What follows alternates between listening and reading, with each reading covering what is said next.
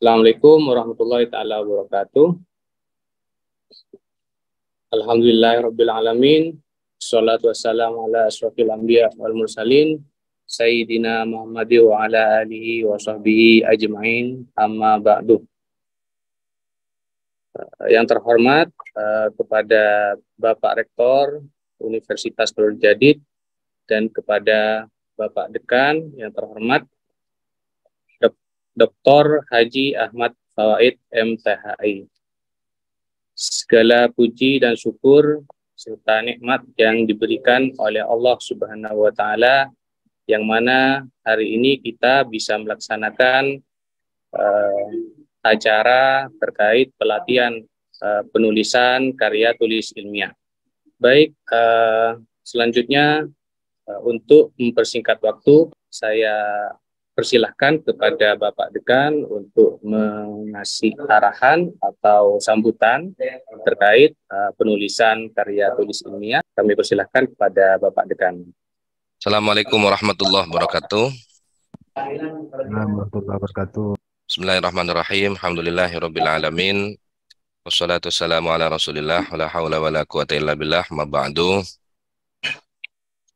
Yang saya hormati Bapak Ismail Marzuki MH, Kabag Penerbitan LP3M Universitas Nurul Jadid, yang hari ini beliau sebagai pemateri untuk kegiatan webinar atau pelatihan karya tulis ilmiah, keluaran publikasi penelitian dan PKM, kolaborasi dosen mahasiswa, Pak Faiz sebagai moderator, dan teman-teman sekalian yang hadir dan mengikuti webinar pada kesempatan pagi ini.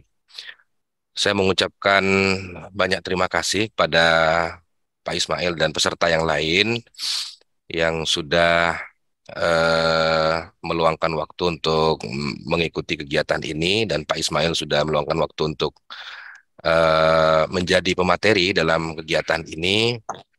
Kegiatan ini saya rasa adalah tindak lanjut dari kegiatan-kegiatan sebelumnya. Jadi kegiatan sebelumnya kita melaksanakan kegiatan sosialisasi tugas akhir yang kita sosialisasikan sekitar 2 minggu yang lalu, bahwa di Fakultas Agama Islam untuk tahun ini dan tahun-tahun berikutnya menetapkan kebijakan bahwa tugas akhir dalam bentuk apapun harus memiliki luaran publikasi. Jadi di Fakultas Agama Islam, teman-teman yang melaksanakan kegiatan penelitian berupa skripsi, berupa bentuk tugas akhir yang lain, itu luarannya adalah berupa publikasi jurnal. Nah, untuk kegiatan pada pagi hari ini, kita memprioritaskan kepada publikasi ilmiah, yaitu berupa jurnal. Pelatihan-pelatihan terus kita lakukan. Untuk pagi hari ini, kegiatannya adalah atau temanya adalah publikasi bidang sosial keagamaan atau bidang keislaman, yang dalam hal ini akan diisi oleh Pak Ismail Marzuki. Teman-teman sekalian, saya berharap teman-teman dapat menyimak dan betul-betul memperhatikan apa yang disampaikan nanti oleh Pak Ismail, karena ini penting dalam memberikan pengalaman baru tentang publikasi, memberikan gambaran tentang bagaimana submit di jurnal, model-model tulisan yang cocok dan sesuai untuk jurnal bereputasi di beberapa perguruan tinggi. Sekaligus nanti Pak Ismail juga akan memberikan tips dan trik bagaimana teman-teman bisa menembus jurnal bereputasi. Saya kira itu pengantar dari saya. Untuk selebihnya nanti bisa disampaikan secara detail oleh Pak Ismail Marzuki terkait dengan penulisan publikasi di jurnal. Saya mohon kepada Pak Ismail untuk memberikan pencerahan-pencerahan kepada mahasiswa kita di Fakultas Agama Islam ini, supaya mereka mendapatkan pengalaman baru dan mudah tembus dalam jurnal ilmiah bereputasi. Saya kira itu. Terima kasih saya ucapkan lagi kepada Pak Ismail yang sudah bersedia untuk mengisi kegiatan ini, dan teman-teman saya ucapkan selamat menikmati dan selamat belajar bersama kira-kira 2-3 jam ke depan. Itu saja mungkin, kurang lebihnya mohon maaf apabila ada hal-hal yang tidak berkenan di hati Bapak Ibu sekalian. Wallahul muwaffiq ila aqwamit thoriq. Assalamualaikum warahmatullahi wabarakatuh. Oke. Waalaikumsalam warahmatullahi taala wabarakatuh. Baik, terima kasih Pak Dekan atas sambutannya. Selanjutnya kita beralih kepada penyaji atau pemateri. Kami persilahkan waktu dan tempat kepada Bapak Ismail Marzuki MH menyampaikan penulisan karya tulis ilmiah. Baik, waktu dan tempat kami persilahkan kepada Bapak Ismail Marzuki MH. Terima kasih. Assalamualaikum warahmatullahi wabarakatuh. Waalaikumsalam warahmatullahi wabarakatuh. Waalaikumsalam warahmatullahi wabarakatuh. Mohon izin saya share screen ya untuk materi hari ini.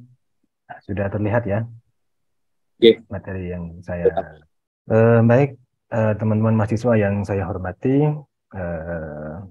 Pertama, Dekan Fakultas Agama Islam Bapak Dr. Ahmad Fawaid MTHI yang saya hormati. Kemudian Bapak Ahmad Faizul Mubarak selaku moderator pada kegiatan pelatihan karya tulis ilmiah hari ini yang sangat saya hormati juga, dan teman-teman mahasiswa yang juga hadir dalam kegiatan hormati. Untuk kegiatan pelatihan karya tulis ilmiah ini kita ini merupakan salah satu tugas akhir yang dulu itu merupakan merupakan pilihan ya. Jadi mahasiswa Universitas Nurul Jadid ketika menulis tugas akhir ini boleh memilih antara 3 opsi tugas akhir. Yang pertama itu adalah skripsi sebagaimana umumnya yang ditulis oleh mahasiswa-mahasiswa di perguruan tinggi lain. Kemudian yang kedua adalah buku, dan yang ketiga adalah artikel jurnal ilmiah. Nah, namun tadi sudah disampaikan oleh Dekan Fakultas Agama Islam Bapak Dr. Ahmad Fawaid bahwa segala bentuk tugas akhir maka diharapkan nantinya juga menjadi luaran dalam bentuk artikel jurnal ilmiah. Nah, hari ini saya akan memberikan pengantar terkait dengan bagaimana memahami artikel jurnal ilmiah itu sendiri.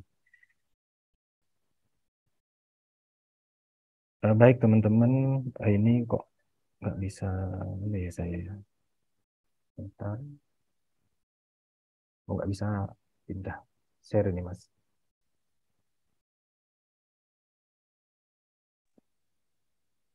Tampil, Pak. Sudah tampil. Ya, bentar. Apa? Oke, begini saja ya. Baik, teman-teman mahasiswa yang saya hormati. Pertama, mengenal artikel jurnal ilmiah.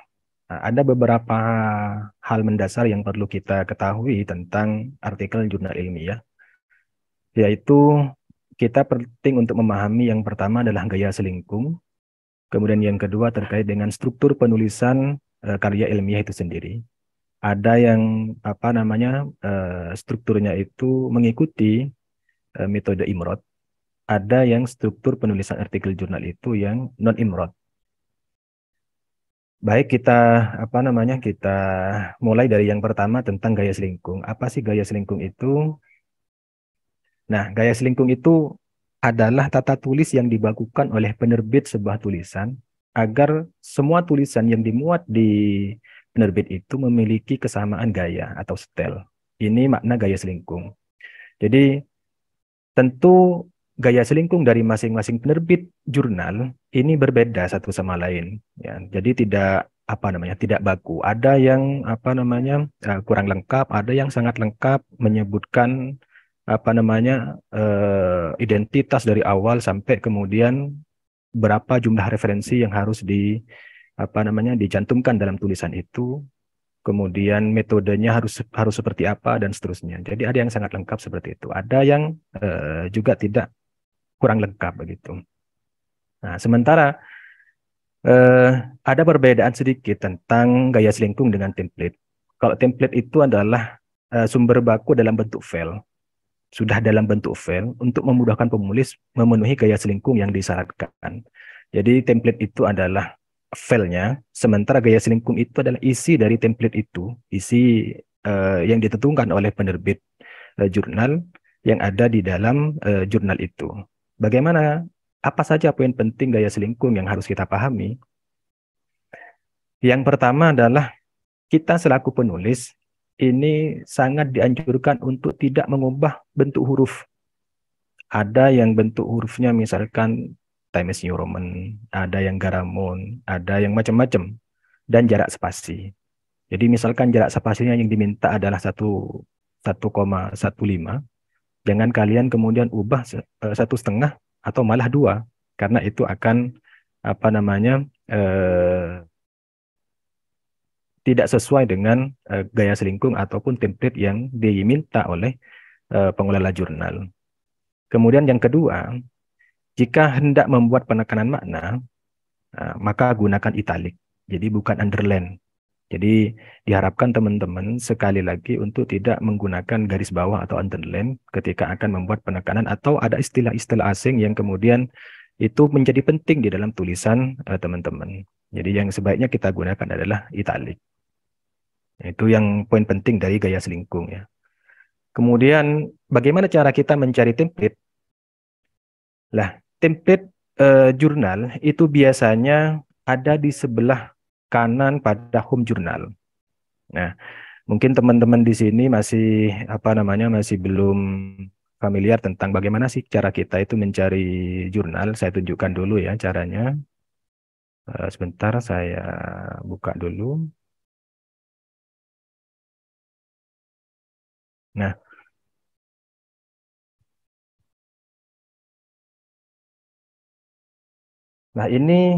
ini adalah salah satu cara kita untuk mencari jurnal ya, untuk mencari jurnal yang sesuai dengan bidang keilmuan kita. Misalkan ada yang dari hukum keluarga, maka silahkan cari jurnalnya di Sinta ini, sinta.kemdikbud.go.id. Kemudian pilih ini pilih sources ya. Nah, pilih sources ini, kemudian pilih jurnal. Ya, ini salah satu cara yang cukup mudah dan sering digunakan oleh para pemburu jurnal ya untuk mempublikasikan artikel yang dimilikinya. Misalkan tentang hukum Islam. Klik aja di sini, di set jurnal ini hukum Islam, kemudian pilih enter. Nah, setelah itu, ini sudah ada ranking jurnal dari yang Sinta 1 sampai Sinta 6. Di mana kita mengetahuinya? Di bagian ini. Jadi, di bagian yang saya blog ini. Nah, ini jurnal Samara ini adalah jurnal Sinta 1. Dan syarat untuk jurnal Sinta 1 di akreditasi Sinta itu adalah Scopus. Dan ini adalah Scopus. Jadi ada salah satu pengelola jurnal itu hanya kurang 1 poin untuk bisa mencapai Sinta 1 ya. Itu tidak bisa karena apa? Karena masih belum Scopus gitu. Nah, kemudian bagaimana kita bisa tahu template-nya? Kita klik aja di websitenya ini, di bagian ini kita klik ya. Bagian ini kita tunggu beberapa saat.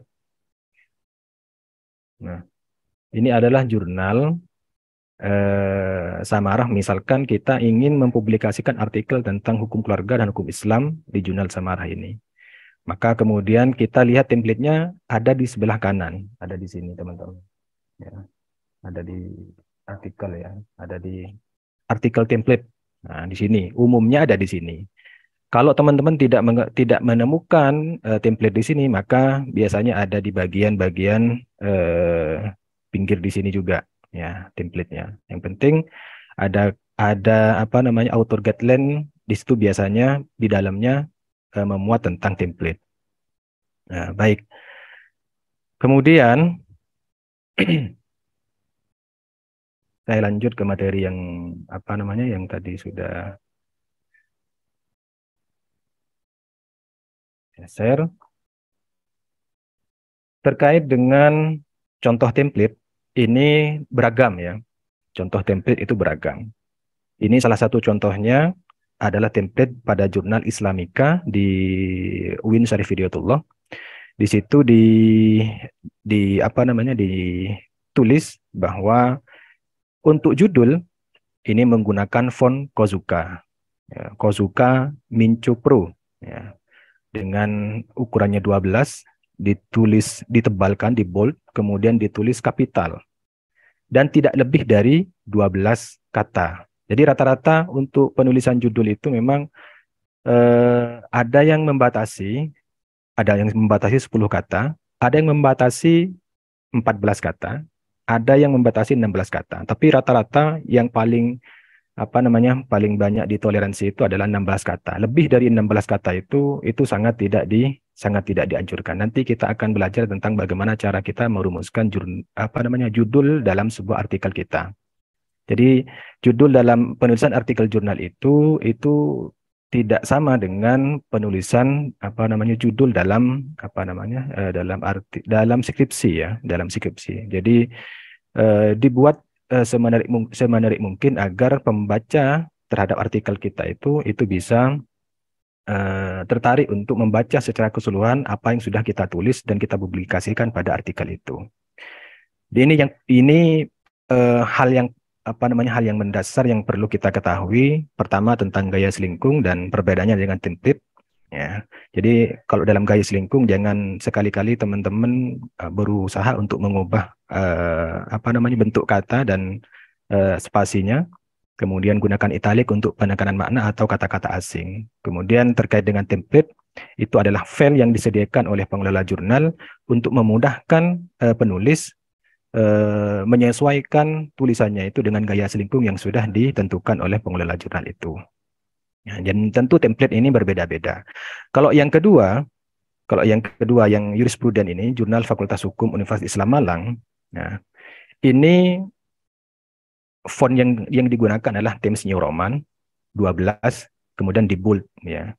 Dan tidak lebih dari 15 kata dalam tulisannya. Kemudian di situ juga untuk autor, kalau di Islamika, autornya itu ditulis berjenjang seperti itu, kemudian emailnya ditulis juga masing-masing penulis. Tapi kalau di kalau di jurnal jurispruden ini yang ditulis emailnya itu adalah hanya email corresponding saja atau corresponding email, yaitu email penulis yang berhubungan langsung dengan pengelola jurnal itu.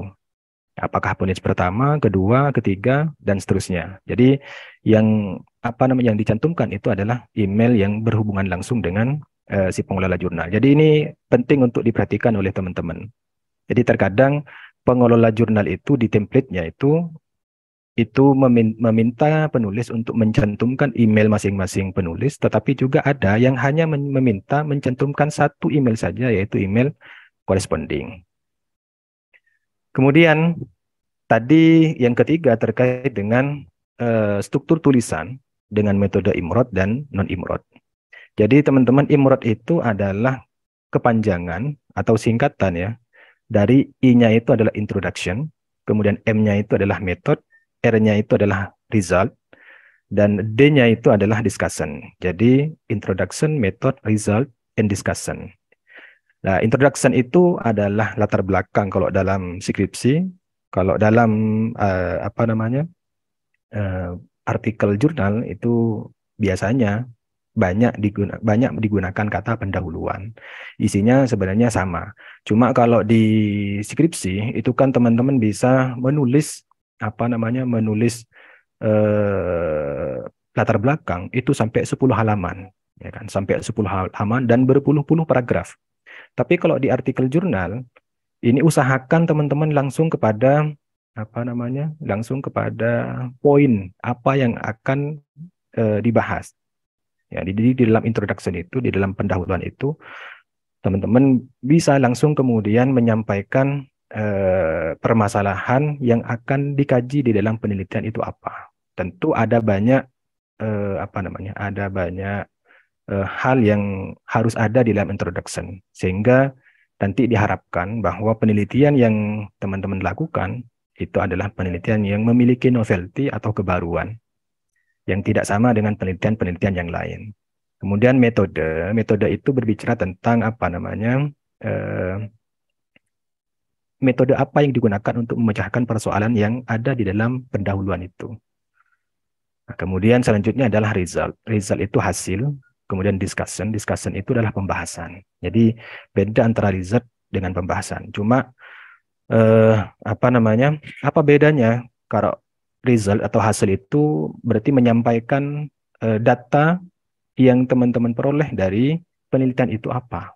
Jadi di situ tidak ada pembahasan, tidak ada teori yang digunakan untuk mendukung atau memaparkan hasil temuan penelitian.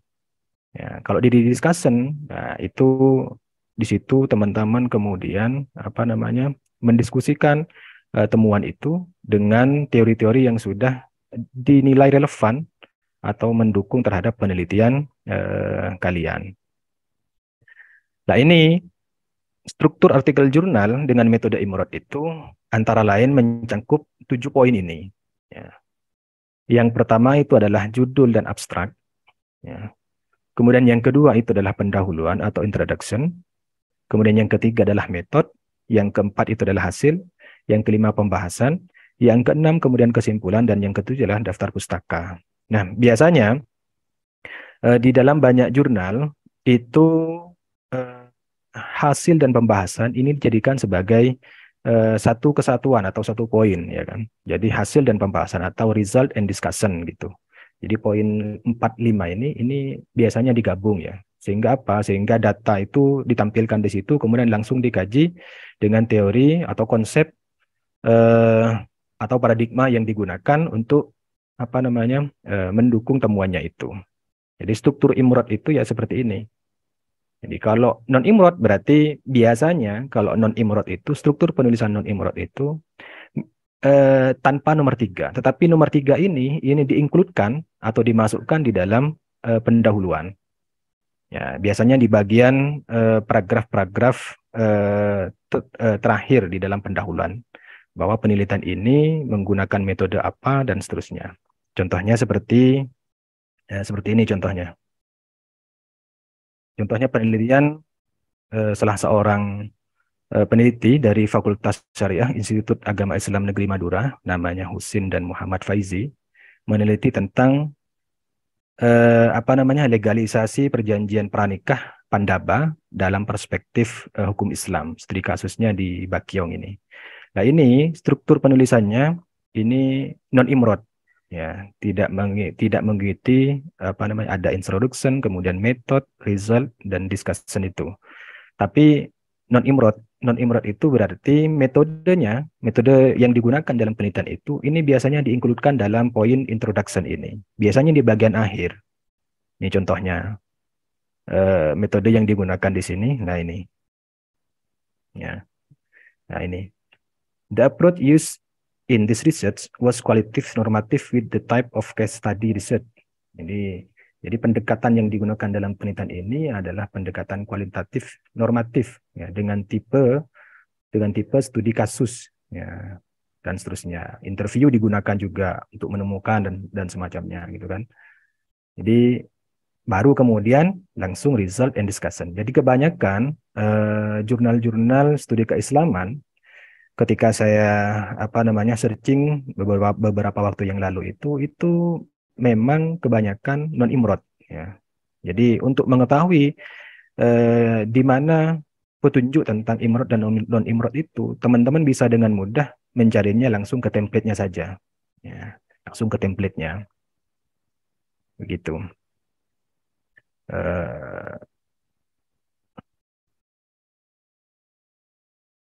Kemudian selanjutnya terkait dengan teknik penulisan. Mungkin kita lanjut dulu ya terkait dengan teknik penulisan. Nah, tadi sudah disampaikan terkait dengan hal-hal mendasar yang perlu kita ketahui dari penulisan artikel jurnal itu. Pertama tentang gaya singkung, yang kedua tentang template, dan yang ketiga tentang struktur penulisan imrod dan non-imrod. Kemudian bagaimana teknik penulisan artikel jurnal ilmiah, mulai dari menentukan judul, abstrak, pendahuluan, metode, hasil dan pembahasan, sampai pada kesimpulan dan daftar pustaka. Nah, di dalam judul itu biasanya setelah judul dilengkapi dengan beberapa poin ya, dilengkapi dengan beberapa poin. Yang pertama adalah ada nama penulis. Nama penulis bisa terdiri dari lebih dari satu, ya bisa 2, 3, 4, ya kan. Bisa juga sendiri. Cuma sangat sangat dianjurkan berkolaborasi dengan dengan orang lain gitu. Sangat dianjurkan. Kemudian yang kedua adalah afiliasi. Afiliasi itu adalah lembaga tempat penulis itu berasal. Ya. Ada afiliasi itu yang menyebutkan prodi, tapi sangat jarang sekali. Ya. Yang sangat umum digunakan itu adalah afiliasi universitas ya, lembaga kampusnya, Universitas Nurul Jadid, Universitas Zainul Hasan Genggung misalkan, atau Universitas Negeri Malang dan seterusnya. Kemudian alamat afiliasi, ini juga sangat jarang alamat digunakan, tetapi kemarin ketika saya itu mengikuti pelatihan tentang upgrading peringkat SITA, maka semua pengelola jurnal itu diharapkan mencantumkan ini, alamat afiliasi ini. Jalan mana, kalau Nurul Jadid itu kan Jalan Kiai Haji Zainuddin Munim, PP Nurul Jadid, Paiton Probolinggo, kode pos berapa, dan seterusnya. Kemudian email. Nah, email tadi sudah ketentuannya seperti yang sudah saya sampaikan. Ada yang hanya menyebutkan meminta korespondensi email, corresponding email. Ada yang meminta satu persatu dari penulis menyebutkan emailnya di situ. Kemudian selanjutnya abstrak. Ini terdiri dari beberapa poin penting ini, ya kan? Pertama adalah pendahuluan, tujuan penelitian, metode, hasil dan kesimpulan, sampai pada kata kunci. Kemudian pendahuluan ini ada latar belakang, tinjauan pustaka, dan tujuan penelitian. Nanti contohnya seperti apa akan saya sampaikan. Kemudian metode penelitian ini terdiri dari antara lain misalkan ada subjek penelitian, teknik pengolahan data, dan teknik analisis data. Kemudian yang selanjutnya adalah hasil pembahasan. Ini memaparkan hasil penelitian dan memaparkan argumentasi penulis beserta teori yang relevan. Kemudian yang terakhir terkait dengan kesimpulan, ini menyimpulkan hasil penelitian sesuai dengan tujuan penelitian. Jadi kesimpulan itu tidak lagi kemudian mencari makna dari suatu istilah tertentu. Misalkan perbankan syariah adalah bla bla bla bla. Jadi kesimpulan itu tidak membahas itu. Ya. Nanti kita akan lihat seperti apa. Kemudian kita bahas satu persatu dari dari judul ya. Pertama, judul penelitian. Untuk menentukan judul penelitian,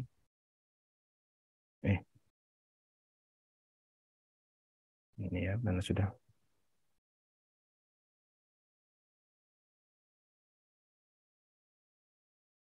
Nah, untuk menentukan judul penelitian, ada beberapa hal yang harus teman-teman pahami. Pertama, judul penelitian itu umumnya terdiri dari 3 poin ini. Umumnya ya. Pertama apa? Ada subjek penelitian. Yang kedua ada permasalahan, dan yang ketiga ada solusi. Jadi ada subjek penelitian, ada permasalahan, dan ada solusi. Kemudian yang kedua mewakili substansi naskah, dan yang ketiga adalah menarik dan memikat pembaca. Kemudian yang terakhir, yang keempat, tidak selalu kalimat berita. Jadi tidak selalu kalimat berita.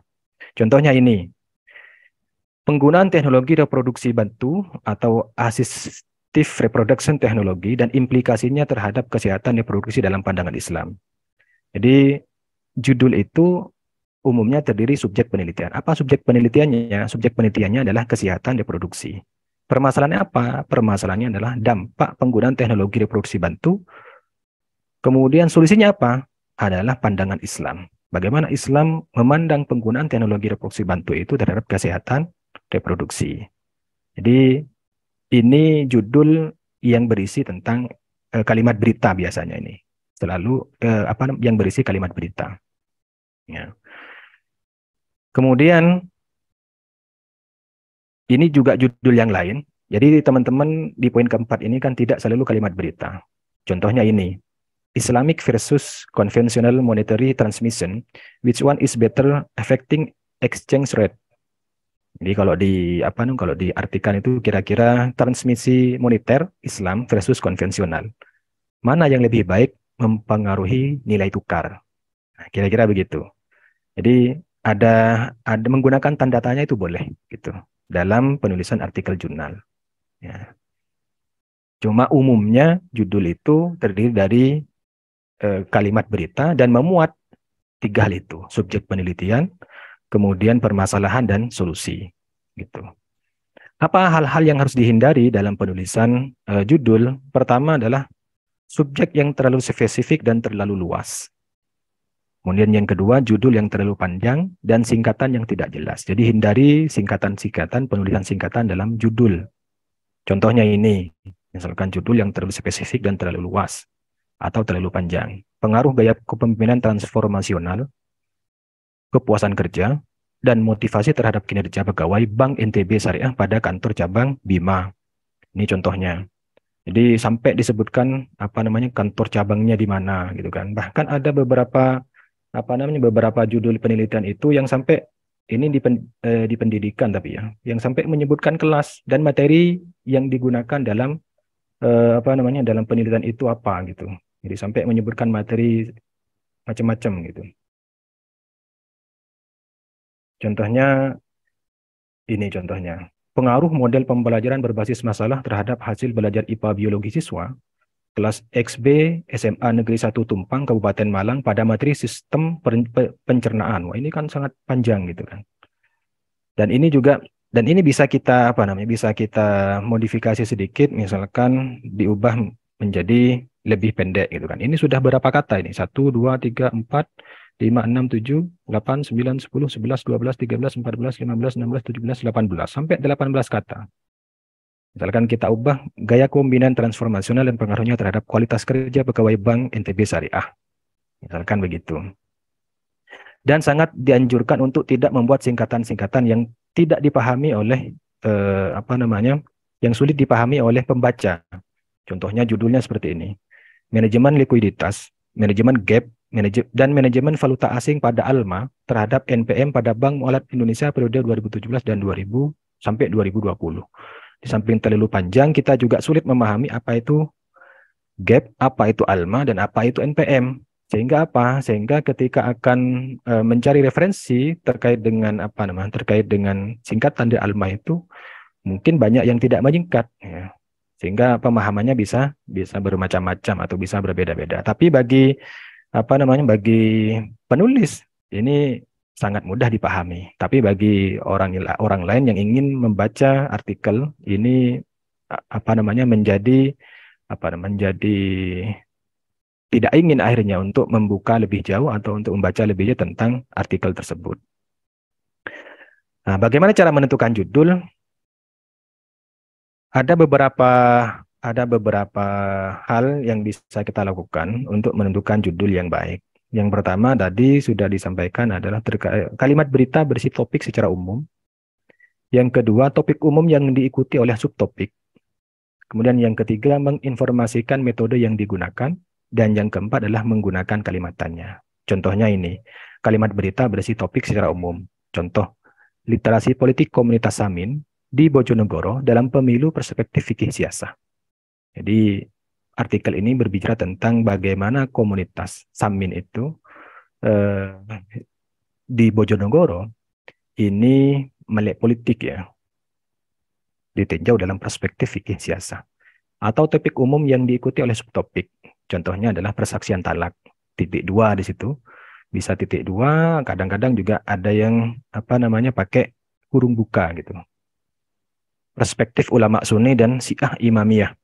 Jadi perspektif talak itu topik umumnya tentang persaksian talak. Kemudian kajiannya dikaji dalam perspektif ulama Sunni dan Syiah Imamiyah. Atau menginformasikan metode yang digunakan. Contohnya ini, penyebaran fikih mazhab Syafi'i di Nusantara, studi sosiohistoris masa Kesultanan Palembang Darussalam. Jadi metode yang digunakan adalah metode sosiohistoris, ya, yang objek atau subjek penelitiannya terkait dengan fikih mazhab Syafi'i, penyebaran fikih mazhab Syafi'i di Nusantara. Atau tadi menggunakan kalimat tanya seperti yang sudah saya sampaikan terkait dengan transmisi moneter Islam dan konvensional, mana yang lebih baik mempengaruhi nilai tukar. Atau contoh judul yang lain seperti ini. Ya. Ini mungkin di beberapa prodi seperti misalkan prodi ekonomi ataupun prodi perbankan bisa menjadi inspirasi untuk membuat judul seperti ini. Kemarin ketika saya mengikuti pelatihan itu, kata-kata pengaruh di dalam judul, ya, pengaruh politik ya, dan semacamnya, atau pengaruh motivasi kerja dan semacamnya itu oleh asesor kalau ada jurnal yang mempublish artikel dengan judul-judul yang demikian itu bisa mengurangi nilai jurnal itu ketika akreditasi. Kemarin disampaikan begitu oleh pemateri. Jadi teman-teman diharapkan untuk menghindari kata-kata itu. Nah, ini adalah salah satu contoh judul. Koneksi politik dan nilai perusahaan. Apakah mekanisme corporate governance memiliki peran? Apakah tata kelola perusahaan itu masih berperan ketika apa? Ketika perusahaan itu memiliki koneksi politik. Ya, kira-kira begitu. Kemudian yang ketiga, yang selanjutnya terkait dengan contoh judul yang lain ini adalah peran aktif wanita dalam peningkatan pendapatan rumah tangga miskin. Studi kasus pada wanita pemecah batu di Pucangana, Kecamatan Tugu, Trenggalek.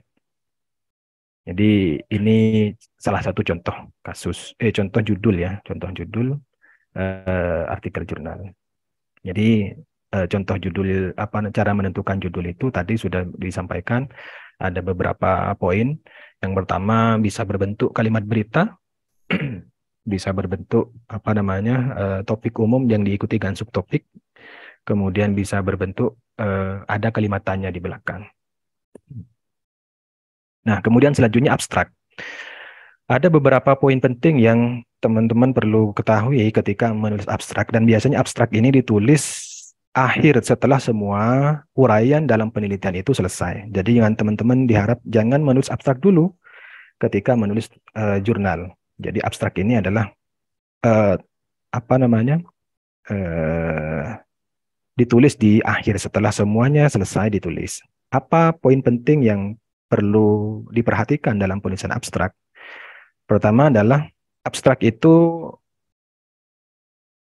mencangkup pendahuluan, tujuan, metode, dan hasil yang dicapai. Jadi ada poin itu, ada pendahuluan, bisa satu kalimat, kemudian tujuan, satu kalimat, kemudian metode, satu kalimat, dan hasil yang dicapai. Ya, apa hasilnya? Tentu dalam menuliskan hasil, ini teman-teman diharapkan untuk tidak copy paste dalam kesimpulan. Karena biasanya kesimpulan itu bisa 2 paragraf ya kan. Tapi hasil itu hasil dalam abstrak itu bisa ditulis lebih singkat lagi, tapi maksud dan pemahamannya itu sama dengan kesimpulan. Kemudian hindari kata-kata singkatan, kutipan. Jadi jangan sampai menyebutkan referensinya mana. Ya, referensi di situ ditulis di abstrak, jangan. Tidak usah ada referensi di dalam abstrak. Kemudian tabel, gambar, nggak perlu ada tabel dan nggak perlu ada gambar. Daftar pustaka pun nggak perlu. Jadi itu adalah uraian dari pemikiran penulis, mulai dari pendahuluan, kemudian pendahuluan latar belakang penulisan ini apa, tujuannya itu untuk apa, kemudian metode yang digunakan untuk memecahkan persoalan yang ada dalam tujuan itu apa, dan hasilnya bagaimana.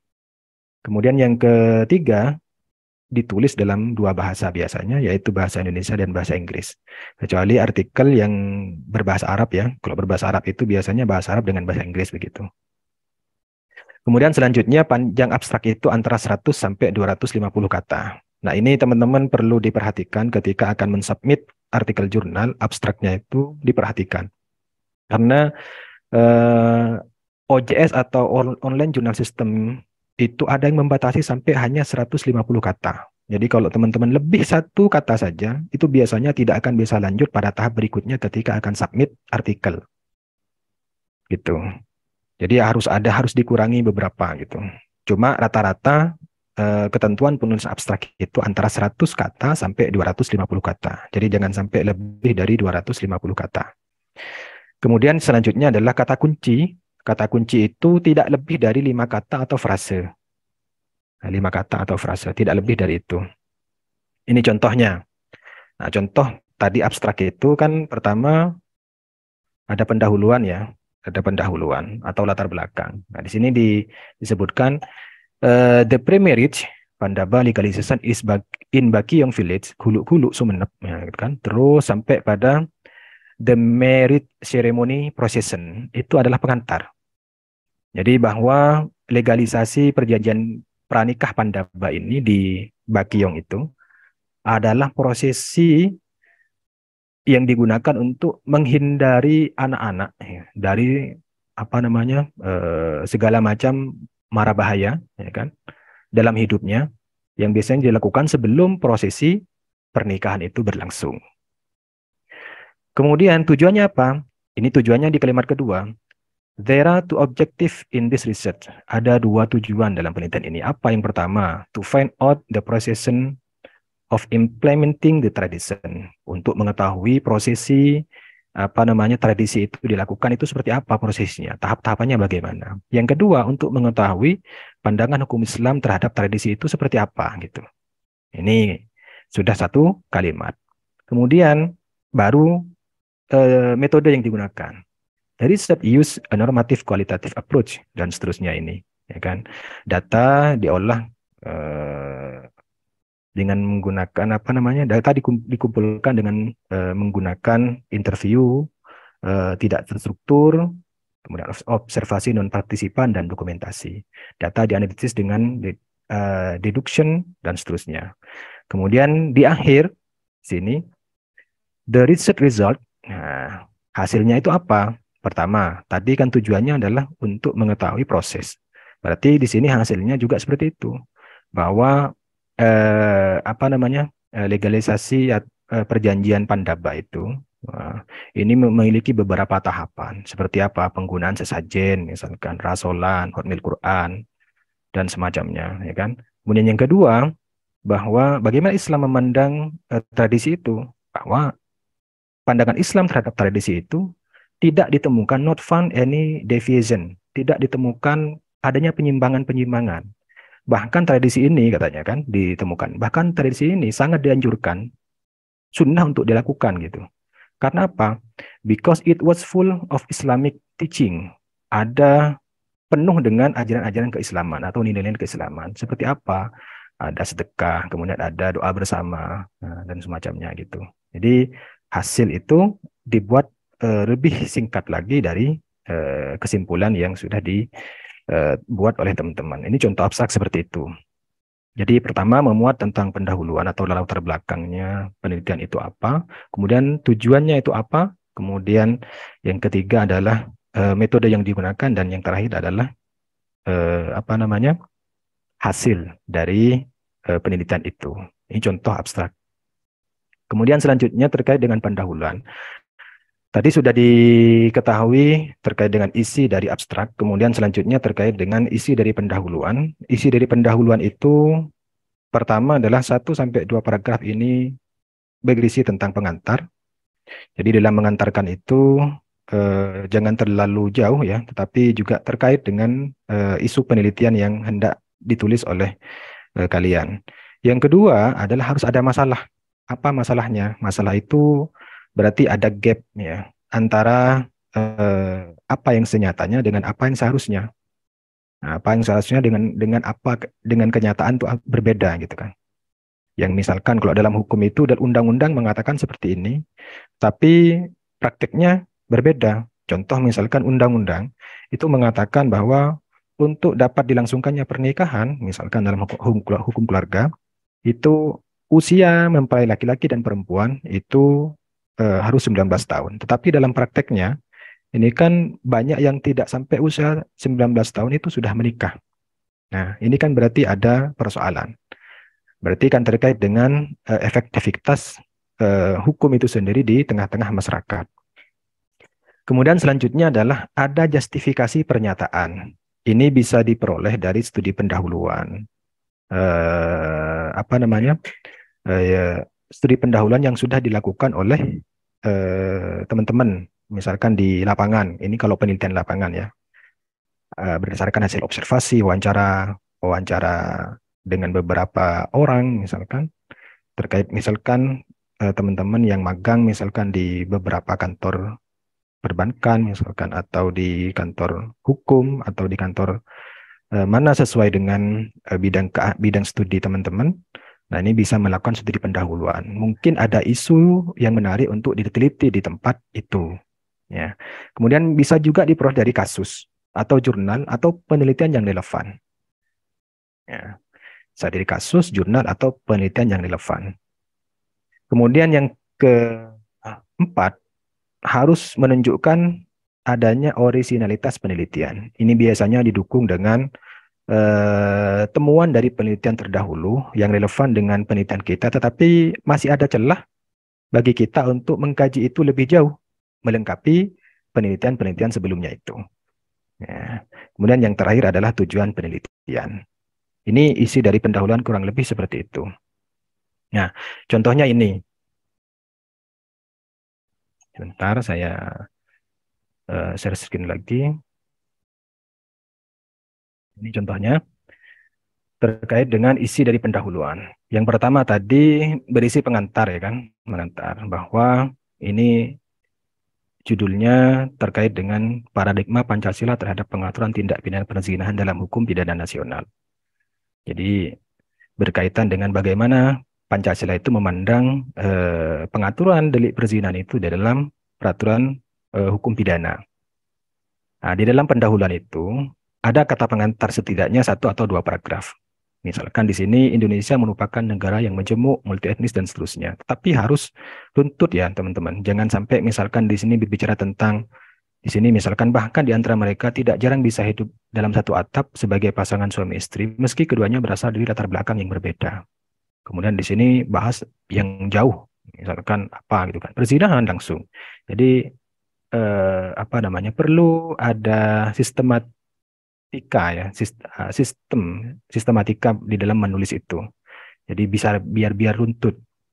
Setelah menguraikan tentang apa namanya kehidupan bersama ini, maka di sini diuraikan tentang pergaulan di antara anggota masyarakat, baik sebagai pasangan, suami istri maupun individu. Ini seringkali terjadi konflik. Nah, biasanya bagaimana cara menyelesaikan konflik? Di sini disebutkan masyarakat biasanya mengenal untuk menyelesaikan konflik itu dengan hukum pidana, meskipun ada cara lain, yaitu non penal, misalkan begitu. Nah, mengapa memilih hukum pidana? Karena ada sifat memaksa. Nah, gitu kan. Nah, hukum pidana itu apa? Ini merupakan salah satu peraturan hukum tentang tingkah laku seseorang yang berisi perintah dan larangan dan seterusnya.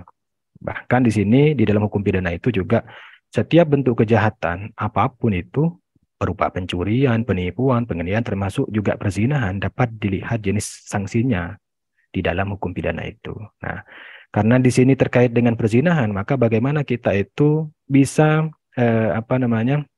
mengantarkan kalimat kita sebelumnya itu sampai kepada subjek penelitian yang akan kita lakukan. Nah, di sini perzinahan dapat dikategorikan sebagai salah satu delik yang sangat sensitif di tengah masyarakat. Kenapa? Karena zina itu adalah perilaku seseorang untuk berhubungan intim dengan lawan jenisnya yang dilakukan dengan tanpa melalui mekanisme perkawinan. Itu kan pemahaman umum tentang perzinahan di masyarakat kita. Hanya saja bagaimana kita mengetahui rumusan perzinahan itu? Ini bisa dilihat misalkan di dalam aturan 284, disebutkan sudah aturannya. Jadi jangan sampai teman-teman tidak menyebutkan aturannya. Kan tadi kan sudah disampaikan bahwa kita itu bisa melihat beberapa poin untuk menjustifikasi pernyataan kita itu dari beberapa hal. Ya, bisa dari peraturan, ya kan? Bisa dari kasus, bisa dari regulasi dan semacamnya itu. Nah, kemudian setelah mencantumkan itu, kita memberikan uraian apa kira-kira yang terkandung di dalam rumusan undang-undang itu. Bahwa dalam KUHP itu pasal 284 itu perzinahan itu hanya mencangkup persetubuhan yang dilakukan oleh laki-laki dan perempuan yang telah menikah dengan perempuan atau laki-laki yang bukan istri atau suaminya. Artinya di sini ini untuk menjustifikasi bahwa masih ada ruang kosong terkait dengan peraturan itu. Ketentuan dalam pasal 284 ini masih memberikan ruang atau legitimasi hukum terhadap perbuatan zina yang dilakukan oleh laki-laki dengan perempuan yang keduanya belum menikah. Terlebih pada saat melakukan perbuatan zina itu dilakukan tanpa ada paksaan atau berdasarkan suka sama suka. Nah, oleh karena itu, adanya kekosongan hukum ini dalam konteks perzinahan seringkali dijadikan alasan untuk melakukan sesuatu di antara mereka. Misalkan bisa dilihat dalam kasus apa, tadi kan ada kasus ya kan. Kasusnya ini, ratusan pelajar SMP dan SMA di Ponorogo yang hamil di luar nikah. Kasus ini mencuat ke publik karena orang tua dan anak banyak mengajukan dispensasi nikah ke pengadilan agama. Baru kemudian memuat tentang kira-kira penelitian ini akan bicara apa atau tujuannya apa.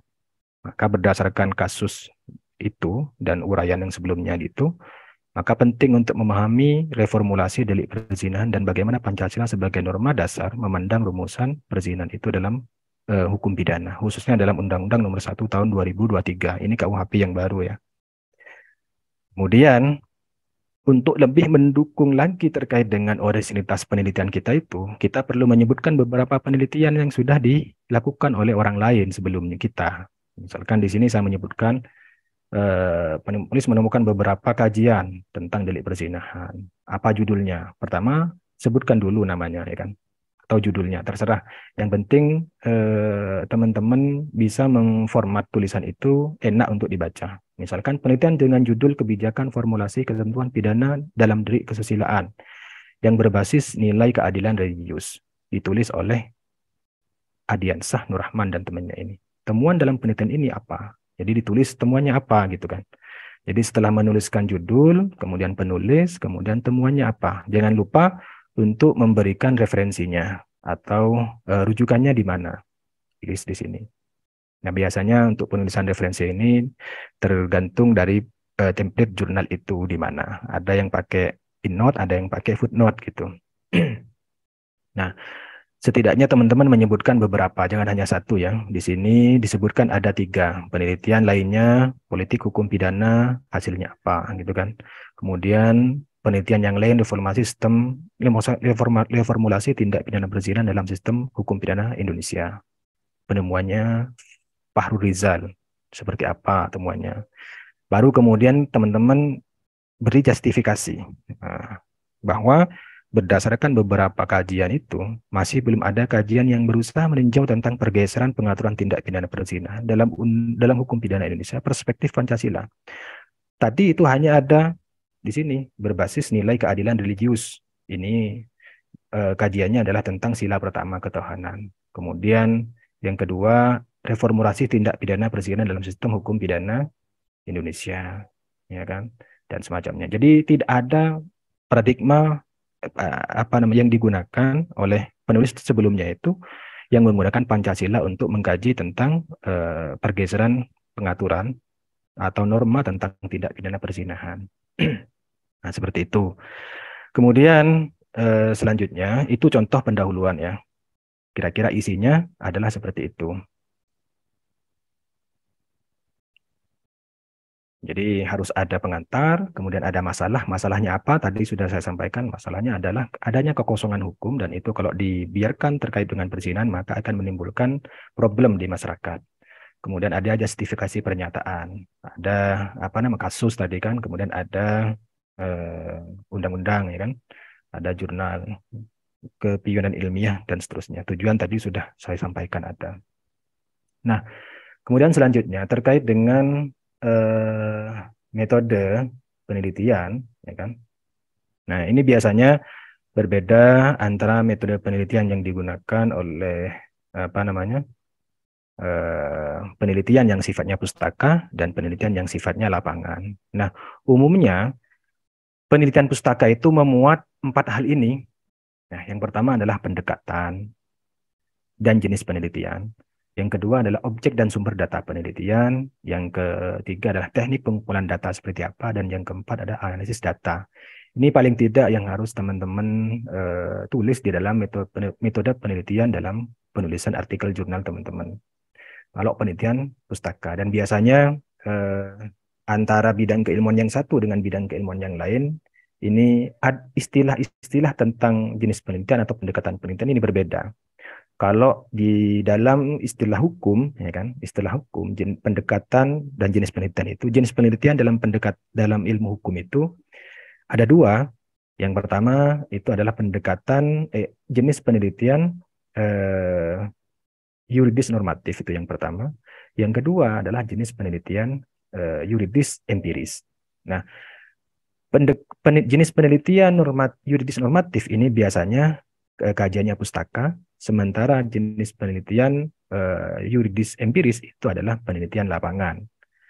Nah, pendekatan di dalam jenis penelitian yuridis normatif itu ada beberapa. Yang pertama ada pendekatan perundang-undangan, ada pendekatan konseptual, ada pendekatan perbandingan, ada pendekatan historis, ada pendekatan kasus. Sementara untuk jenis penelitian yuridis empiris itu hanya ada dua, yaitu pendekatan sosiologis dan pendekatan antropologis. Itu yang saya pahami di dalam metode penelitian ilmu hukum ya. Mungkin teman-teman di prodi perbankan syariah, ekonomi syariah, ataupun termasuk juga ilmu Al-Quran dan tafsir, ini ketika belajar tentang metode penelitian, istilah yang digunakan berbeda dengan apa yang sudah saya sampaikan tadi. Jadi silahkan disesuaikan saja dengan pendekatan dan jenis penelitian yang sesuai dengan bidang studi teman-teman. Kemudian objek dan sumber data penelitian itu juga harus dijelaskan, dan teknik pengumpulan datanya seperti apa. Kalau studi pustaka jelas menggunakan menggunakan berbagai literatur ya kan, atau undang-undang, ya, konsep, teori dan seterusnya, kemudian dianalisis. Kemudian untuk penelitian lapangan ini setidaknya memuat beberapa hal ini. Ini harus disebutkan di dalam metode penelitian kalau penelitian teman-teman itu adalah jenis penelitian lapangan. Apa yang pertama? Desain atau rancangan penelitian. Ini hanya istilahnya saja, desain dan rancangan penelitian. Sebenarnya isinya sama dengan tadi, pendekatan dan jenis penelitian. Kemudian yang kedua, waktu dan tempat penelitian. Ini penting untuk disebutkan waktu dan tempat penelitian, karena bisa jadi pada waktu teman-teman sudah melakukan itu dan ada penelitian lain, ini sudah berubah isu hukumnya, penemuannya juga berubah gitu kan. Kemudian populasi sampel dan teknik pengambilan sampel seperti apa, kemudian teknik pengumpulan datanya bagaimana, dan teknik analisa datanya seperti apa. Contohnya seperti ini. Ya. Sebentar, saya sekian dulu yang untuk penelitian lapangan ya. Untuk penelitian pustaka dulu. Contoh yang saya tulis di sini, misalkan di sini. Jadi dalam metode penelitian ini, metode penelitian yang digunakan dalam penelitian ini adalah metode penelitian yuridis normatif, atau istilah lainnya apa. Jadi tidak perlu disebutkan apa itu penelitian yuridis normatif, tidak perlu sudah. Kalau di skripsi bolehlah ya memberikan uraian tentang makna dari jenis penelitian itu boleh. Tapi kalau dalam jurnal nggak perlu kalian menyebutkan metode penelitian itu apa, metode penelitian kualitatif apa, nggak usah disebutkan. Hal ini dikarenakan fokus penelitiannya berpusat pada peraturan perundang-undangan tertulis, ya ini KUHP warisan Belanda dan KUHP baru. Ya, jadi objek penelitiannya kira-kira ini nanti sumbernya, ya kan. Kemudian pendekatan tadi. Penelitian ini didukung dengan pendekatan peraturan perundang-undangan, pendekatan konseptual, dan pendekatan kasus. Jadi ada pendekatan peraturan perundang-undangan, jadi menganalisa satu isu dengan pendekatan peraturan perundang-undangan, kemudian dengan konseptual, pendapat para pakar, para ahli, dan pendekatan kasus. Contoh kasus yang sudah mendapatkan putusan pengadilan itu apa? Kemudian data penelitian diambil berdasarkan pada bahan hukum primer, sekunder yang relevan dengan objek penelitian, yakni tentang konsep perzinahan dalam hukum pidana perspektif Pancasila. Data kemudian dianalisa dengan menggunakan berbagai doktrin, konsep, paradigma, dan teori yang relevan dengan objek penelitian ini. Nah, itu kira-kira isi dari penelitian untuk penelitian dengan menggunakan metode penelitian pustaka. Nah, kalau penelitian lapangan, nah, kira-kira seperti ini untuk hal-hal yang perlu dicantumkan di dalam metode penelitian artikel kalian. Pertama adalah boleh memberikan definisi operasional variabel, boleh, ya, tapi tidak wajib. Ini hanya untuk memberikan penekanan bahwa yang dimaksud dengan pendapatan rumah tangga itu apa. Ternyata di sini adalah jumlah rupiah yang diperoleh. Yang dimaksud dengan pengerja wanita itu siapa? Yaitu pemecah batu. Yang dimaksud dengan peran aktif wanita itu apa? Ya, ini curahan waktu rata-rata per hari. Kemudian rumah tangga miskin itu apa? Rumah tangga miskin digunakan untuk rumah tangga penerima yang mereka menerima BLT ya, bantuan langsung tunai. Jadi tolak ukurnya adalah ini. Jadi ini adalah penekanan makna dari istilah-istilah penting dalam penelitian lapangan itu, boleh memberikan definisi operasional variabelnya apa saja. Kemudian jenis data yang ingin diperoleh itu apa saja? Oh, ternyata di sini ada beberapa hal, ya kan, berupa data pekerja wanita sebagai pemecah batu, kemudian waktu bekerja, kegiatan sosial kemasyarakat, pendapatan dari hasil penjualan batu pecahan, kemudian pendapatan seluruh keluarga dan jumlah anak dan data lainnya. Jadi itu. Kemudian terkait dengan populasi dan sampel. Populasi itu berarti kan keseluruhan wanita yang ada di sana, sementara sampelnya itu adalah pemecah batu saja, wanita yang berprofesi sebagai pemecah batu. Kemudian lokasi penelitian itu di mana? Disebutkan di sini. Tadi kan ada lokasi. Ya, kemudian ya, hanya saja di sini tidak disebutkan waktunya kapan, ya kan? Tapi seharusnya disebutkan karena tujuannya adalah untuk bisa jadi penelitian yang dilakukan oleh teman-teman itu sudah berubah pada hari-hari berikutnya, karena kan perkembangan masyarakat itu kan sangat cepat ya, berbeda dengan perkembangan norma hukum yang ketika sudah ditetapkan maka akan bunyinya seperti itu terus gitu. Kemudian teknik pengumpulan datanya seperti apa? Di sini disebutkan ada kuesioner terbimbing, ada wawancara mendalam, dan ada observasi langsung. Kemudian teknik analisis datanya di sini juga disebutkan menggunakan analisis deskriptif kuantitatif dengan melakukan penalaran logis. Ya, disusun secara sistematis yang menunjukkan bagaimana peran aktif wanita dalam peningkatan ekonomi rumah tangga. Jadi kemudian di dalam hasil penelitian dan pembahasan ini dijadikan satu, dianalisa berdasarkan teori-teori yang relevan dengan penelitiannya. Kemudian selanjutnya terkait dengan setelah metode penelitian, kita akan berbicara tentang hasil dan pembahasan. Nah, hasil dan pembahasan ini kalau jurnal memisah ya kan, memisah antara hasil dan pembahasan, maka berarti teman-teman harus memisahkan ya antara hasil dengan pembahasan itu. Tetapi kalau digabung hasil dan pembahasan itu, maka digabung saja. Seperti contoh tadi sudah disebutkan oleh saya.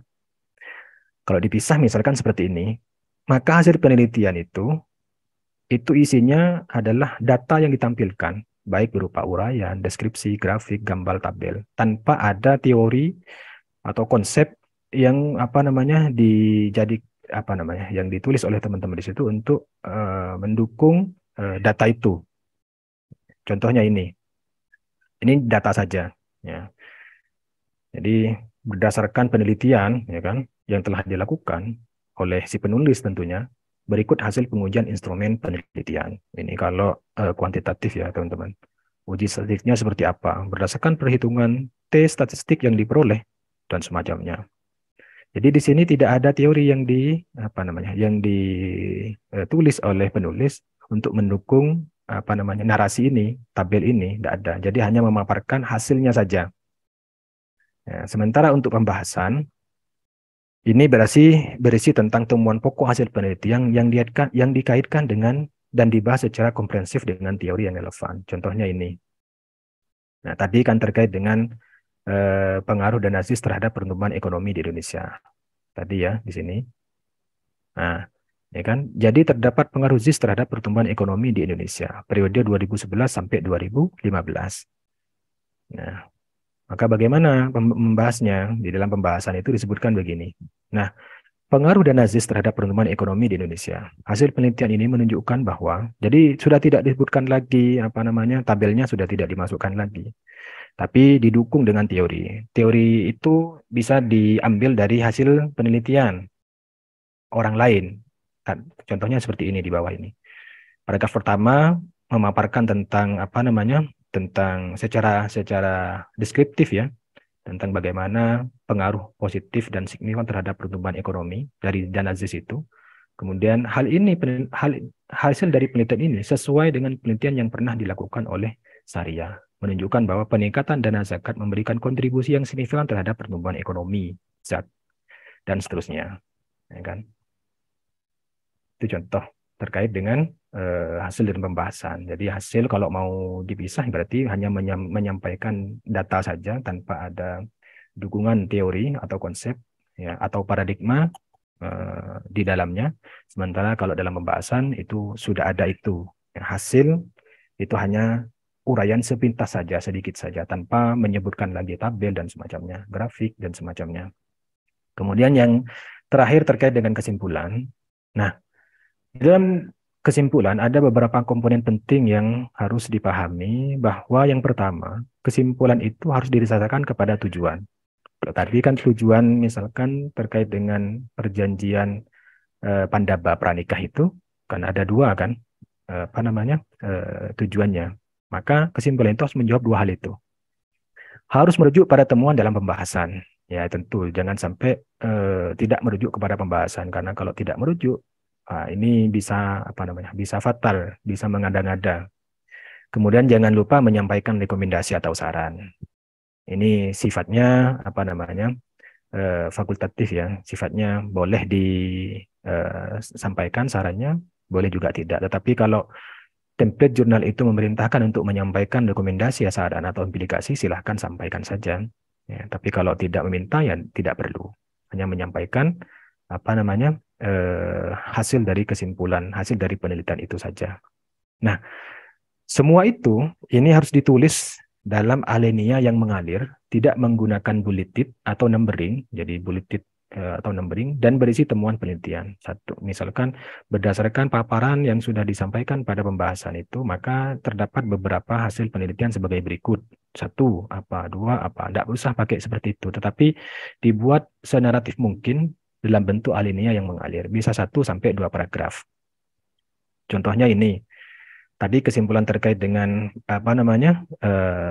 pengaruh ZIS ya terhadap pertumbuhan ekonomi di Indonesia. Berdasarkan penelitian yang telah dilakukan, maka dapat disimpulkan bahwa variabel dana ZIS berpengaruh positif terhadap hal ini karena semakin tingginya peluang dana ZIS dan seterusnya. Jadi jangan sampai memberikan makna lagi. Makna misalkan ZIS adalah, tidak usah. Jadi langsung pada poin penting dari hasil temuannya itu apa. Atau contoh yang lain misalkan di sini terkait dengan pandangan Azhar Markansi tentang nikah mut'ah. Ini ada di jurnal Mushaf ya, jurnal miliknya IKT, Prodi IKT Unuja. Jadi dari beberapa keterangan yang telah dijelaskan di atas, maka dapat disimpulkan bahwa pandangan Azhar Markansi nikah mut'ah merupakan nikah yang dilakukan dengan ajalnya batas waktu tertentu, misalnya semalam, 2 malam, dan seterusnya. Beliau menjelaskan seperti apa tafsir itu, dan seterusnya. Hanya 2 paragraf saja. Ya, jangan jangan terlalu banyak kesimpulan itu. Karena apa? Nanti meringkasnya kembali dalam abstrak itu teman-teman bisa kesulitan sehingga susah nanti akan membuat hasil di dalam abstraknya itu sendiri. Kemudian yang terakhir, bagaimana cara mencari topik? Ya, topik of the day ini kan. Ada beberapa hal yang teman-teman perlu dipahami ketika akan mencari topik. dalam penelitian itu. Pertama, jangan sampai ikut-ikutan orang lain untuk mencari topik itu.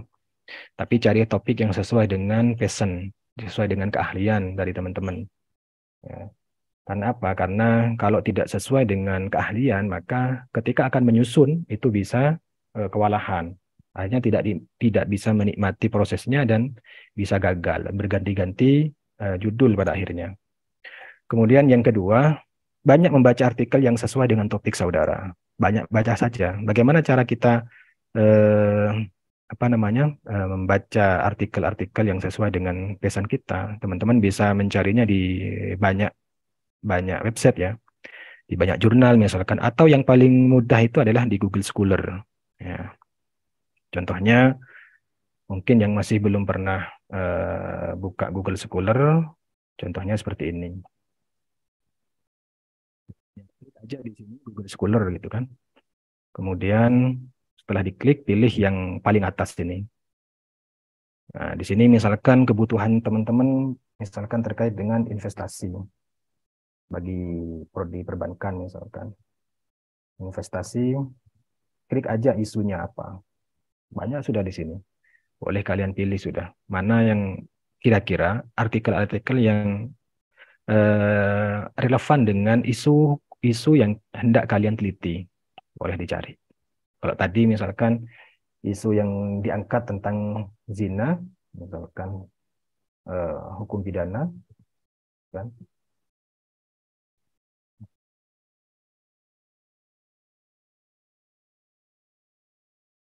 Sudah banyak sudah. Gitu. Jadi boleh diambil. Ini masuk di Jurnal Al-Ahkam, Jurnal Ilmu Syariah dan Hukum pada tahun 2010. Dibuka aja sudah, nanti akan keluar filenya. Itu secara sederhana dan yang paling banyak digunakan oleh teman-teman itu ya ini, itu untuk membuat mencari topik yang menarik pada hari itu. Kemudian selanjutnya banyak membaca berita terkini. Apa berita terkini yang sesuai dengan topik penelitiannya itu apa? Karena isu yang misalkan saya adalah keahliannya tentang hukum pidana, maka saya akan banyak membaca tentang isu-isu hukum pidana, apa yang marak hari ini, misalkan terkait dengan beberapa rumusan dalam rumusan KUHP baru, ada tentang delik santet misalkan, ada tentang perluasan tadi makna zina, kemudian ada tentang beberapa tindak pidana khusus dan seterusnya. Kemudian lakukan studi pendahuluan. Ini yang saya maksud tadi. Kalau teman-teman berkesempatan kemarin atau masih akan melakukan PKL, gunakan kesempatan itu untuk mencari isu penelitian.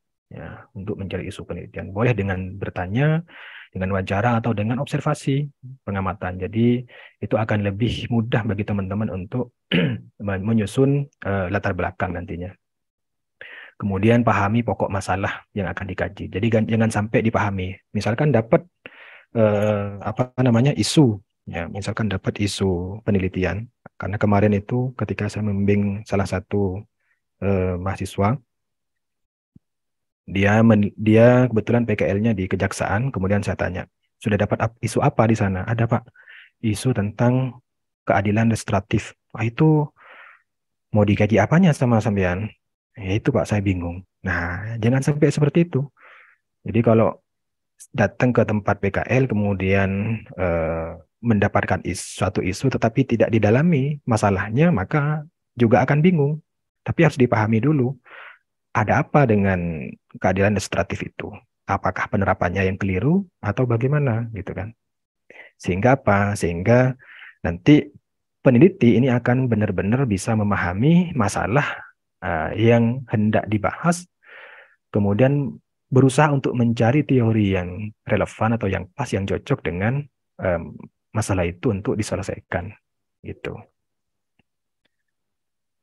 Saya kira itu Mas Faiz yang bisa saya sampaikan terkait dengan materi hari ini. Kurang lebihnya mohon maaf. Saya akhiri. Wassalamualaikum warahmatullahi wabarakatuh.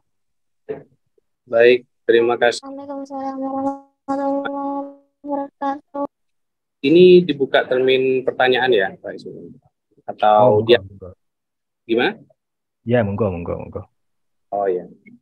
Baik, terima kasih. Kita sudah dengar terkait tata cara penulisan artikel yang baik, tata cara penulisan TA yang baik.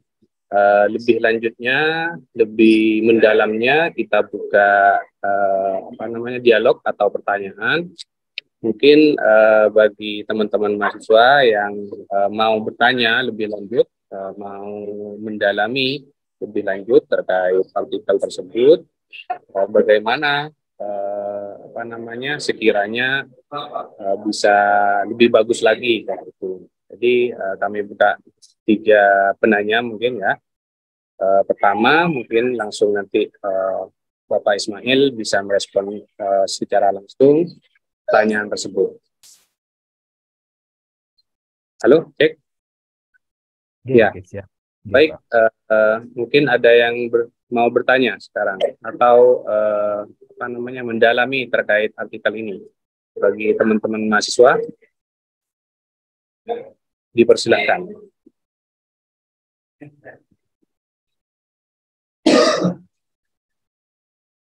Atau kalau misalnya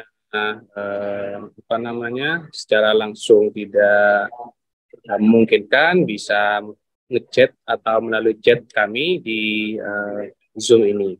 Jadi kami bacakan terkait pertanyaannya, apa yang ingin ditanyakan yaitu atau yang ingin diketahui. Baik, teman-teman, monggo silakan.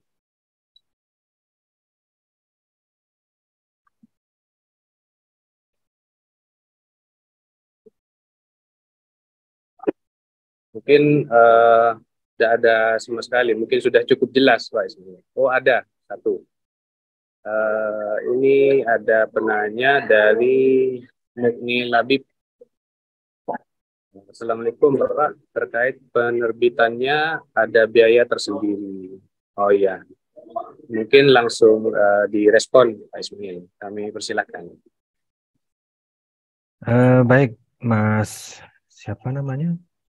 Mas Mumuni Labib, terima kasih atas pertanyaannya. Terkait dengan biaya publikasi, ini bervariatif.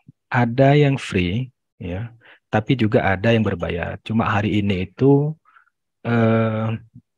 sangat jarang ditemukan pengelola jurnal itu yang untuk publikasi artikel jurnal di tempat itu yang free, sangat jarang. Tapi ada. Kemarin salah satu dosen kita itu di Nurul Jadid itu bilang ke saya publikasi di jurnal ini free, Pak. Nggak ada biaya apapun. Sinta berapa? Sinta 4. Nah, alhamdulillah itu. Sinta 4 malah free gitu kan. Tapi juga ada Sinta 4 itu yang berbayar ada. Banyak malah ya. Apalagi Sinta 2 gitu kan, banyak. Nah, untuk mengetahui bagaimana cara kita itu mengetahui jurnal itu berbayar atau tidak, kita langsung saja ke rumah jurnalnya itu. Nah, misalkan jurnal ini ya, jurnal Istimbat. Nah, saya pernah publikasi di sini. Contohnya ini. Saya pernah publikasi di jurnal ini, Mas Mauni Labib. Di jurnal ini, Istimbat, ini Sinta 2, Jurnal Hukum Islam. Artikel saya ada di sini. Baru terbit kemarin, ini artikel saya ini. Nah, ini. Transformation and Future Challenge of Islamic Law in Indonesia. Penulisnya ada Kiai Maltuf Sirot, saya, dan El Khairati ini. Nih, untuk mengetahui jurnal itu berbayar atau tidak, kita bisa melihat pada menu-menu ini. Terutama ini, Article Processing Charge, APC ya, biasanya singkatannya APC, Article Processing Charge. Kita lihat di sini berapa biayanya. Kita lihat di sini, Article Processing Charge.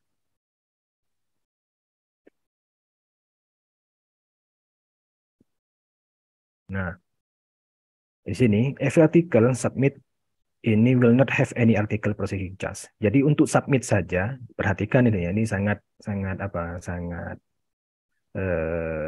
bahaya kalau teman-teman nggak perhatikan. Jadi untuk submit saja ini tidak ada biayanya, ya kan? Untuk submit hanya sekedar submit.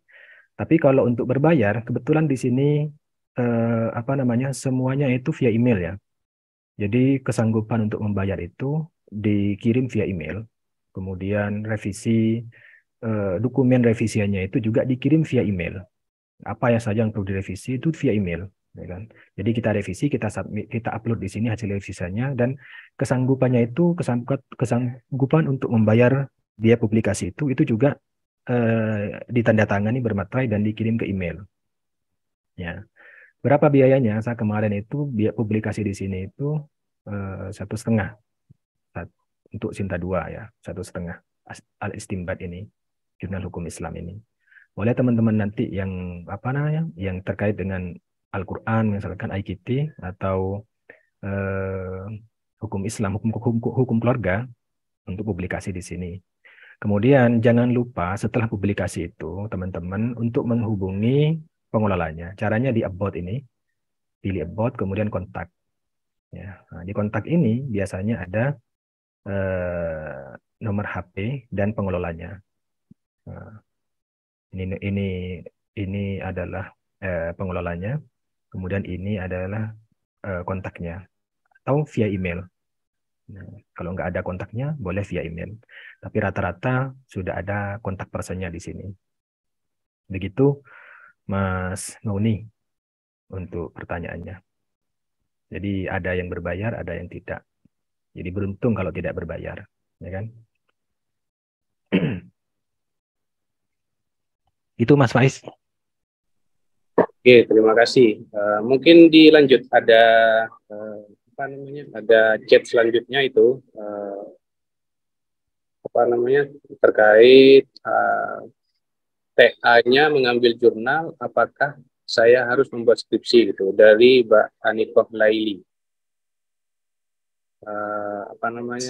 Mungkin yang dimaksud ini laporan mungkin ya, laporan dari TA tersebut mungkin gitu. Tapi lebih jelasnya mungkin dijelaskan Pak Ismail. Monggo. Oke, baik, terima kasih. Pertanyaannya, seandainya mengambil TA jurnal, apakah harus membuat skripsi? Sepengetahuan saya nggak ada ya. Cuma kemarin itu saya membimbing 3 mahasiswa menulis artikel jurnal dan sudah publis semua. Kebetulan di Sinta 4 semua. Ini sebenarnya terkait dengan kebijakan fakultas, ya kan? Terkait dengan kebijakan fakultas, dan kebijakannya itu adalah hanya membuat laporan saja, laporan terkait dengan jurnal yang ditulis itu apa, gitu kan. Kemudian jadi silahkan Mbak Anikah Laili ini untuk berkonsultasi terlebih dahulu terkait dengan penyusunan jurnalnya itu seperti apa, dan setelah jurnal itu publis kira-kira apa yang masih harus diselesaikan. Apakah setelah publis cukup publis saja, ataukah masih membuat laporan jurnalnya saja, ya, atau masa harus membuat skripsi dulu. Kalau sepengetahuan saya di beberapa perguruan tinggi itu mahasiswa itu diminta untuk membuat skripsi, kemudian skripsinya itu baru kemudian dipublikasi dalam bentuk luaran jurnal. Biasanya begitu. Kemudian saya langsung jawabnya Mas Faiz ya, terkait dengan beberapa pertanyaan yang disampaikan oleh teman-teman di chat. Kemudian bagaimana jika dalam judul tidak terdapat salah satu dari subjek penelitian, permasalahan, ataupun solusi? Bagaimana? Nggak apa-apa. Tidak ada, karena itu hanya umumnya orang menulis judul penelitian artikel jurnal itu ya isinya itu umumnya berbentuk kalimat berita, biasanya terdiri dari subjek penelitian, permasalahan, dan solusi. Kayak penelitian yang tadi sudah saya sebutkan beberapa tadi terkait dengan misalkan paradigma Pancasila terhadap pengaturan tindak pidana perzinahan dalam hukum pidana nasional. Ya, subjeknya apa? Subjeknya adalah tindak pidana perzinahan, ya kan? Kemudian masalahnya apa? Masalahnya ada pengaturan tindak pidana perzinahan dalam hukum pidana nasional. Solusinya apa? Paradigma Pancasilanya ini adalah solusi yang diharapkan mampu menyelaraskan persoalan itu sehingga menjadi clear gitu. Jadi tidak ada masalah. Karena untuk membuat judul penelitian kan boleh bermacam-macam tadi. Tidak harus mengandung unsur itu. Cuma umumnya saja seperti itu. Boleh menggunakan kalimat tanya, boleh tadi. Contohnya misalkan tadi apa namanya? eh, Contoh judul ya tadi ya. Sebentar. Contohnya tadi misalkan koneksi politik dan nilai perusahaan. Apakah mekanisme corporate memiliki peran gitu kan. Jadi berbentuk kalimat tanya, tidak masalah. Kemudian selanjutnya, apakah penerbitan ada jadwal tertentu? Ya tentu ada jadwal tertentu. Tidak ada yang terbit setiap bulan, tapi ini sangat jarang sekali dan biasanya jurnal-jurnal internasional yang apa namanya peminatnya apa namanya fokus dan skupnya itu multi, wah itu biasanya bisa terbit setiap bulan. Tapi sangat jarang. Di Indonesia itu rata-rata ya kalau untuk jurnal Sinta 3 ke bawah, Sinta 3, 4, 5, 6 itu terbitnya 1 tahun 2 kali. Biasanya kalau biasanya umumnya adalah bulan Juni dan Desember setiap semester. Juni publis, Desember publis lagi gitu. Ada juga yang sebelumnya, misalkan ada di bulan Mei, kayak tadi itu jurnal Istimbat itu di bulan Mei itu, ya Mei, ya kan, publis. Ya. Ada yang 3 kali dalam apa namanya dalam setahun gitu. Ada yang 4 kali, kayak Al-Tanzim itu 4 kali. Ya. Jadi berbeda-beda. Bagaimana cara kita tahu bahwa apa namanya jurnal itu frekuensi jurnal itu terbitnya kapan? Umumnya apa namanya untuk terbitan itu ada di home, Mbak. Ya, ada di home. Contohnya di sini ya. Contohnya di sini. Nah, ini ada di home. Ya, frekuensi terbitan di sini. Ya, jadi jurnal Istimbat ini terbit 2 isu dalam setahun. Di bulan apa saja? Yaitu di bulan Mei dan bulan November. Umumnya hanya ada di sini. Ini terkait dengan identitas jurnal itu, mulai dari judul di home itu, membuat judul, ISSN-nya berapa, frekuensinya, doinya, editor in chief-nya siapa, kemudian publisher-nya siapa, gitu kan, dan seterusnya. Biasanya memang ada di sini. Kalau tidak ada di sini, biasanya ada di bagian main menu ini, main menu, ya, di bagian ini. Biasanya ada di bagian ini, main menu. Cari saja frekuensi terbitan gitu. Mungkin itu Mas Faiz. Oke, terima kasih. Saya kira sudah cukup karena sudah lebih 1 dari 3 yang kita buka terkait apa yang ada di unek-unek teman-teman mahasiswa sekalian. Jadi lebih lanjutnya mungkin nanti bisa share pengetahuan di media di via offline ya, via face to face mungkin biar lebih jelasnya lagi mungkin misalnya ada yang kurang jelas terkait apa penyampaian pemateri tadi. Cuman saya kira sudah cukup gamblang, cukup luas terkait pemberitahuan apa tata cara atau trik dan tips penulisan artikel tersebut. Baik, saya tutup mungkin hari ini dengan tidak mengurangi rasa hormat kami terhadap pemateri juga terhadap teman-teman mahasiswa. Saya minta maaf selaku moderator dan sebelumnya kami dokumentasikan dulu mungkin bisa apa namanya bisa di-on-kan videonya yang memungkinkan. Kalau tidak memungkinkan tidak apa-apa. Jadi kami hitung dari sekarang untuk dokumentasi 1, 2, 3. Terus untuk kedua kalinya kami dokumentasikan lagi di slide berikutnya di apa namanya di bagian berikutnya 1, 2, 3. Baik, terima kasih Bapak pemateri, Bapak Ismail Marzuki. Ya, sama-sama. Kami tutup acara ini dengan pembacaan Al-Fatihah yang mana kita khususkan kepada guru-guru kita, terus kepada Sivitas Akademika Unuja. Semoga kita mendapat manfaat dan barokah dari ilmu yang kita pelajari. Lahul Fatihah.